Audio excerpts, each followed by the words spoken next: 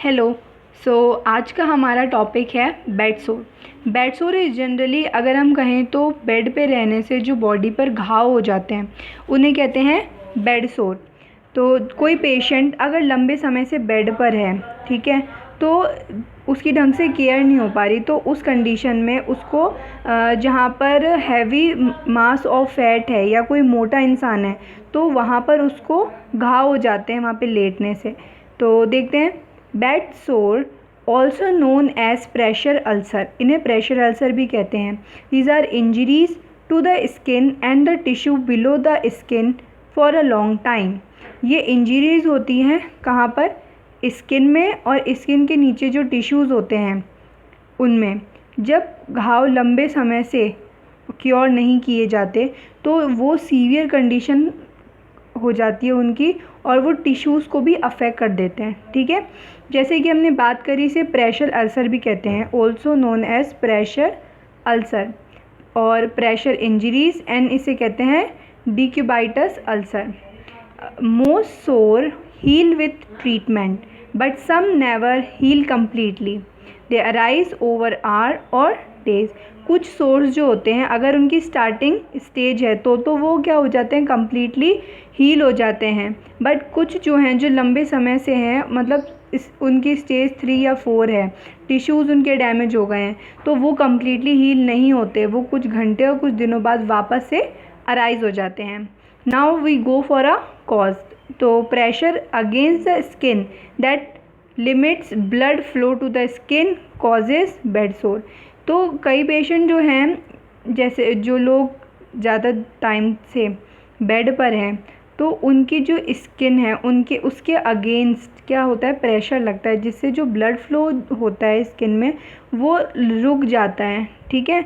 वहाँ पर कुछ ब्लूइश डिस्कलरेशन दिखती है हमें, तो वो एक तरीके का इसका क्या है, एक कॉज है। वहाँ पर ब्लड सप्लाई जो है वो लिमिट हो गई है, अब्रप्ट हो गई है, प्रॉपर नहीं हो पा रही है। तो पहला है प्रेशर, जैसे कि हमने बात करी, उस जगह पर प्रेशर लग रहा है और ब्लड फ्लो जो है वो बिल्कुल ही लिमिट हो गया है, कम हो गया है। सेकंड फ्रिक्शन, जो भी स्किन में फ्रिक्शन लग रहे हैं क्लॉथ से, और किसी ऐसी जगह पे लेटा है जिससे फ्रिक्शन लग रहा है, उसे घिस रहा है, तो उसे घिसावट से भी क्या हो जाता है, आपका बेड सोर हो जाता है। शीर, किसी भी मतलब कोई क्लिप है, कोई बटन है, उस वजह से वहाँ पर लंबे समय से उसको पहने हुए हैं, उसको बेड पर ही हैं, तो उस वजह से किसी क्लिप या बटन की वजह से चुभने से लंबे समय से वहाँ पर क्या हो जाता है, घाव हो जाते हैं। अब देखते हैं साइन एंड सिम्टम्स। तो पहला है चेंज इन स्किन कलर और टेक्सचर। तो वहाँ पे ब्लड सप्लाई जो है वो रुक गई है, तो ब्लड सप्लाई रुक जाने की वजह से स्किन में ब्लू डिस्कलरेशन दिखेगा, स्वेलिंग दिखेगी, प्लस पस जैसा वहाँ पर ड्रेनेज आएगा, मतलब पस गिरता हुआ दिखेगा। मॉइस्ट अफेक्टेड एरिया वहाँ पर मॉइस्ट रहेगा, ठीक है, मतलब वो जगह हमेशा गीली ही रहेगी। Bed sore condition range from mild to severe. अब ये कंडीशन जो है वो माइल्ड से, मतलब थोड़ी से लेके घातक भी हो सकती है, to severe. It include 4 levels according to the condition of sore. इसकी 4 लेवल्स होती हैं सोर की कंडीशन के अकॉर्डिंग। तो देखते हैं कि फर्स्ट लेवल, आप फ़ोटो में भी देख सकेंगे कि लेवल 1, लेवल 2, लेवल 3, लेवल 4 क्या सीवियर कंडीशन होती जा रही है लेवल 4 तक। तो लेवल 1 में तो रेडनेस रहेगी स्किन में, लेवल 2 में ब्लिस्टर्स फॉर्म हो जाएंगे, फफोड़े जैसे पड़ जाते हैं पानी के ऐसे। थर्ड में जो है वो स्किन को डैमेज होना स्टार्ट हो जाएगा, ठीक है, टिश्यूज़ जो हैं वो अफेक्ट होंगी। और लेवल 4 में जो है वो टिश्यू टोटली लॉस हो जाएगा। लाइफ थ्रेटनिंग इन्फेक्शन नेक्रोसिस, जब वो जगह खुल जाएगी, मतलब नेक्रोस हो जाएगा, तो वहाँ पर बैक्टीरिया जो है वो आराम से ग्रो कर सकते हैं, इन्वेड कर सकते हैं, तो वो लाइफ थ्रेटनिंग वाली कंडीशन हो सकती है वहाँ पर। तो ये आपके लेवल्स हो गए 1, 2, 3, 4। नाउ इसके जो मोस्ट प्रोबेबली जो साइट अफेक्टेड होते हैं बेड सोर, जहाँ पर ज़्यादातर देखने को मिलते हैं, वो होते हैं बैक ऑफ हेड। मैं आपको फ़ोटो में भी दिखाऊंगी। हेड के बैक वाले एरिया में, शोल्डर में, elbow, hip, under the thigh, under the knee and legs. ये कुछ साइट हैं जहाँ पर ज़्यादातर ये बेड सोर देखने को मिलते हैं। वहीं अगर हम बात करें ट्रीटमेंट की, तो ट्रीटमेंट में हमें पहले क्या करना है, उसकी केयर करनी है बेड सोर की टाइम टू टाइम, ठीक है। उसको हर थोड़ी देर में जो भी पेशेंट है उसको मूव करवाना है, ठीक है।